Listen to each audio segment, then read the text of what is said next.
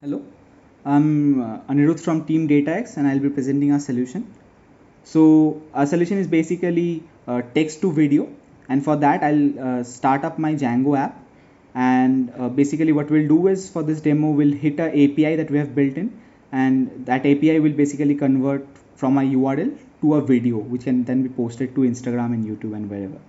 So I'll start the celery as well, because a video is a heavy task, and so we want to do it asynchronously from the API request so that the API is not on hold. And yeah, now that I have opened my Postman, I'll quickly get a link that the URL that we want to make into a video. So I'll go to InShots for this purpose. You can go to anywhere, the tweet or anything. So from InShots I'm going to a random video here. Yeah, let's take this one, and then I'll get the link of this, open up Postman again, and I'll paste the link in the URL field of it. So you can see that the Django app is running in the local host. I'll paste the URL there. In the language it's only selected to English, so it will only create the video in English, and I have pasted my email address there. So once the video is made, the video will be sent to my email. So you can see that the response is already returned, but actually the video processing is happening asynchronously, and you can see here in the log that it's actually processing the video. So I'll walk you through what's actually happening here. So what happens is, once we have the URL, we go to that site, we scrape the entire HTML. From there we figure out, get the text and summarize it, right? Once we do that, we then figure out key intents and keywords, and using that we do a Google image search, and we also go to Shutterstock to get relevant images for those keywords. And then we have a ML model which picks and chooses the best images from the collected images, and then what it does is we pass it through a layer of upscaling model, which basically increases the resolution of the images. Then we do stuff like resizing it, so that, because we are currently only focusing on short videos which are under 1 minute, so we do all those stuff.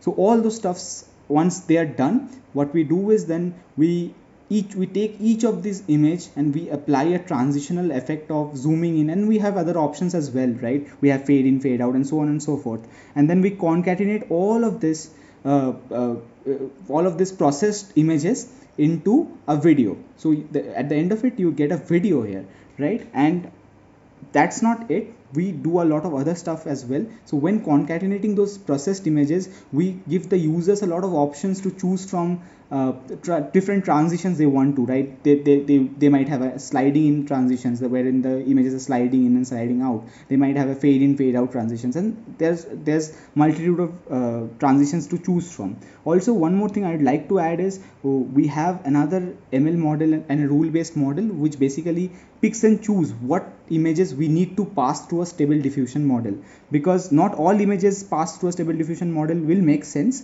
So we have a rule based decision there to make whether to pass this image through a stable diffusion to enhance it or not.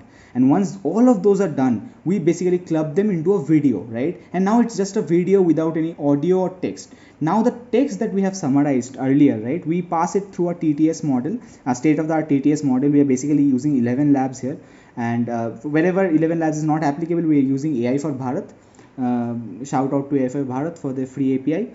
And so we get those audio, right, and we then sync it with the video. So all of this is done automatically, right? And anybody who's edited video knows how much of a pain it is, right? Then once the audio is synced in, we use sentiment analysis to identify the tonality of the video that we are making, right? And once we do that, we then identify the appropriate background music for it, and we also apply the background music. And once that is done, right, what happens is we have subtitles in the native language that you're building, and we embed that into the video. Now we can see that the video is made, and I have gone to my mail. It has already sent me a mail, and I'm opening the video, and we'll take a look at the video together. Roland Garros shared a video of IGA Swiatek celebrating her win over Karolina Muchova in the French Open final. I was really struck with Muchova's variety on court.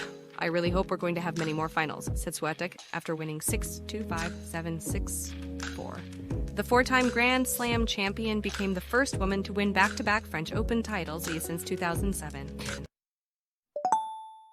Created by tuvid.ai, and our goal is we have this landing page also built in, and our goal is to use this landing page to land customers who can go to this try demo, fill this Google form wherein all they have to do is fill their the URL that they want to make into a video. We provide multiple languages and whether they want background music or not, and then they submit, and what will happen is we'll automatically create the videos and send it to them.